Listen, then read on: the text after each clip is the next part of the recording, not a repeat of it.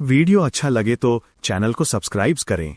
एक गांव में सुबह हर दिन की तरह हल्की हल्की सरसराती हवा बह रही थी, मगर आज की सुबह बाकी दिनों से अलग थी।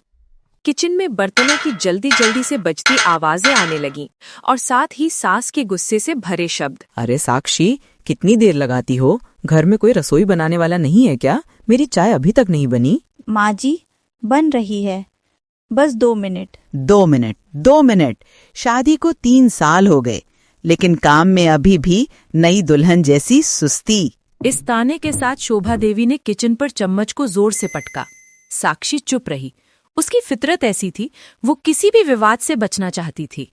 रघुनाथ प्रसाद अखबार पढ़ रहे थे। जैसे ही साक्षी चाय लेकर आई, अखबार नीचे रखकर बोले, बहू, चाय ठंडी हो गई। तुम कुछ भी टाइम से नहीं कर पाती क्या? अभी तो बनाई थी बाबूजी।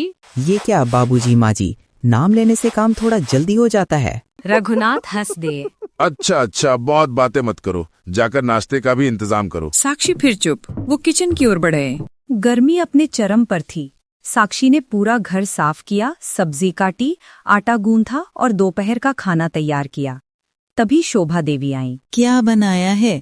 फिर से लौकी? हमें तो कुछ पसंद ही नहीं तुम्हें। माँ जी, आपने ही कल कहा था कि हल्का खाना खाएंगे। तो तुम पूछ नहीं सकती थी? अपना दिमाग भी लगा लिया करो कभी। साक्षी एक पल को रुकी। अब उसके चेहरे पर दुख और थकान साफ झलकने लगी थी। बहुत देर से दबा हुआ तनाव आज फट सकता था। जब वो बरामने में बैठी थी, तभी उसकी सहेली प्रिया का फोन आया। अरे साक्षी, कैसी हो? एकदम गायब हो गई हो। बस, घर में काम बहुत रहता है। प्रिया की आवाज अचानक गंभीर हो गई। तुम ठीक हो ना? तुम कुछ परेशान लग रही हो। साक्षी की आंखें भर आईं। बस कभी कभी लगता है कि मैं जितना करती हूँ उतना दिखाई नहीं देता। लेकिन तभी पीछे से शोभा देवी की तेज आवाज गूंजी। अरे साक्षी, कुएं के पास कपड़े सूख रहे हैं, जाओ उठा लाओ, बारिश आने वाली है। साक्षी ने फोन काट दिया। अगले दिन सुबह वही रूटीन, वही टोका टोकी, वही ताने। लेकिन आज की सुबह अलग होने वाली थी। साक्षी दूध गर्म कर रही थी, तभी शोभा देवी ने टीवी पर कुछ जोर से चलाया और आवाज लगाई, साक्षी, मेरे कपड़े क्यों नहीं प्रेस की? माँ जी, आपने कहा था पहले सब्जी काटूं तो। तुमसे काम सही नहीं होता। रघुनाथ प्रसाद अखबार से नजर उठाकर गरजे। अरे बहू, मेरी चप्पल कहाँ रखी है? हर चीज इधर उधर कर देती हो। अब तक साक्षी की आंखों में आंसू उभर आए थे। वो धीमी आवाज में बोली, बाबूजी, मैंने कुछ भी नहीं हटाया। तो क्या मैं झूठ बोल रहा हूँ? आज साक्षी के भीतर कुछ टूट गया। उसकी आवाज थोड़ी ऊंची हो गई। मैं अकेली सारी जिम्मेदारियां निभा रही हूँ। थोड़ा सा सहयोग मिल जाए तो बुरा क्या है? शोभा देवी जैसे चौंक गई। अब बहुएं हमें सिखाएंगी? तू हमें बताएगी कैसे रहना है? मैं सिर्फ इतना कह रही हूँ कि आदर दो। मैं नौकरानी नहीं हूँ। ये सुनते ही रघुनाथ गुस्से से लाल। देखो जी, ये आजकल की लड़कियां 2 बातें क्या बोल दी कि सर चढ़ जाती हैं। हमने बेटे की शादी बहू लाने के लिए की है, रानी बनाने के लिए नहीं। बहू की आवाज बदल गई थी। पहली बार दृढ़ता से बोली, माँ जी, बहू और रानी में फर्क नहीं होता। बहू भी इंसान होती है, उसके भी भावनाएं होती हैं। पूरा घर एक पल को चुप हो गया। साक्षी ने पहली बार खुद की बात मजबूती से रखी थी। शोभा और रघुनाथ को ये बुरा लगा, जैसे उनकी सत्ता को चोट पहुंच गई हो। सब चुपचाप बैठकर खाना खा रहे थे। तभी शोभा ने ताना मारा, खाना तो ठीक है, पर अब खाने में भी एटीट्यूड आ गया होगा बहू का। माँ जी, ताना मारना आसान होता है, पर स्थिति समझना मुश्किल। रघुनाथ भड़क उठे। ओहो, अब तो हमें ज्ञान भी मिलेगा। अगर मैं बोलने लगी हूँ तो उसी दर्द की वजह से। 3 साल से एक दिन भी अपनी गलती के बिना डांट खाती रही हूँ। क्या कभी आपने पूछा कि मैं ठीक हूँ या नहीं? शोभा देवी थोड़ा हिली। ये बात सच थी, लेकिन मानना नहीं चाहती थी। किसकी वजह से? हम तो हमेशा तुम्हें बहू मानते। बस यही तो समस्या है, बहू मानते हैं, बेटी नहीं। साक्षी रो पड़ी, लेकिन इस बार वो आंसू कमजोरी के नहीं थे, एक दर्द का विस्फोट थे। माँ जी, बाबूजी, आप दोनों से प्यार और इज्जत ही चाहती थी, बस इतना ही।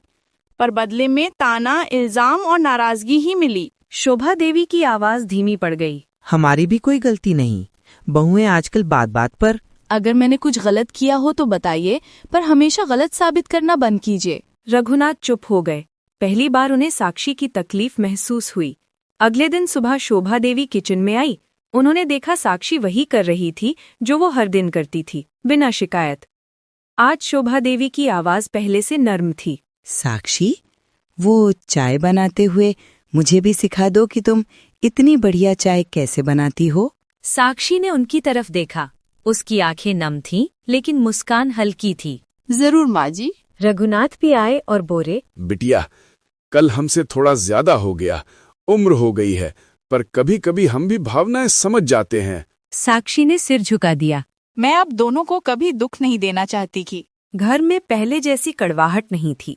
माहौल हल्का था, लेकिन बदलाव अभी भी थोड़ा थोड़ा नया लगता था।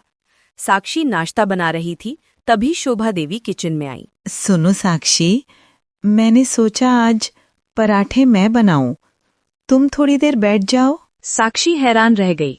पहली बार ऐसा हुआ था। माँ जी, आप बनाइए, मैं साथ में सब्जी काट देती हूँ। शोभा देवी मुस्कुरा दी। उनके चेहरे में माँ जैसा अपनापन झलक रहा था। रघुनाथ प्रसाद पराठा खाते हुए बोले, अरे वाह, आज तो बड़ा स्वाद है खाने में। अचानक वो मजाक में बोले, ये सब साक्षी के साथ रहने का असर है शायद। साक्षी मुस्कुरा दी। शोभा देवी हल्की सी लज्जा से बोली, अरे रहने भी दीजिए, आप भी ना। ये सुनकर साक्षी का मन खुश हो गया। दोपहर में साक्षी का पति अमित घर आया। वो गुमसुम था। सबने पूछा, क्या हुआ बेटा, ऑफिस में कुछ हुआ? अमित ने आह भरते हुए कहा, मेरा ट्रांसफर हो गया है मुंबई। सन्नाटा छा गया। रघुनाथ की आवाज कठोर हो गई। क्या? मुंबई? इतने दूर? शोभा देवी का स्वर चिंता से भरा। और साक्षी, वो कैसे जाएगी?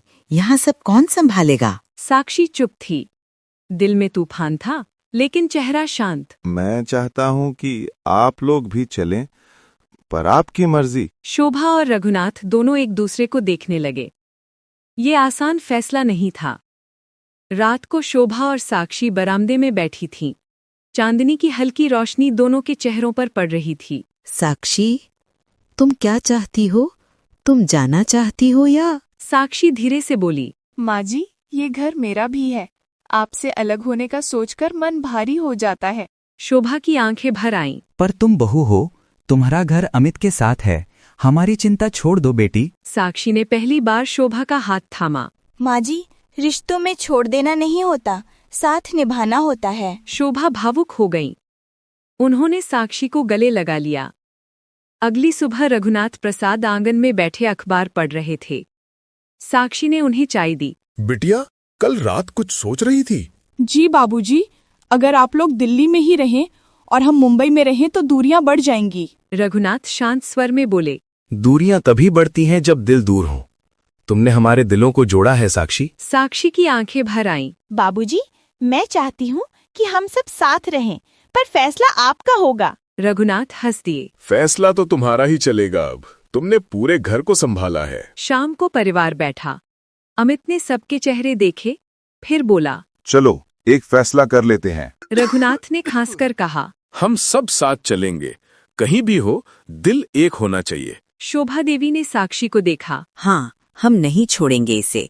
जहाँ साक्षी रहेगी वही हमारा घर होगा। ये सुनते ही साक्षी की आंखों से आंसू निकल आए, और इस बार आंसू दुख के नहीं, खुशी के थे। रिश्तों ने नई मिट्टी पाली थी और नए फूल खिल रहे थे। एक दिन शोभा ने साक्षी को गले लगाते हुए कहा, अब मैं सच में कहती हूँ साक्षी, तुम बहू नहीं, मेरी बेटी हो। प्यार भरी आवाज में साक्षी ने मुस्कुराकर कहा, और आप ही मिली माँ। घर खुशियों से भर चुकी थी। वीडियो अच्छा लगे तो चैनल को सब्सक्राइब करें।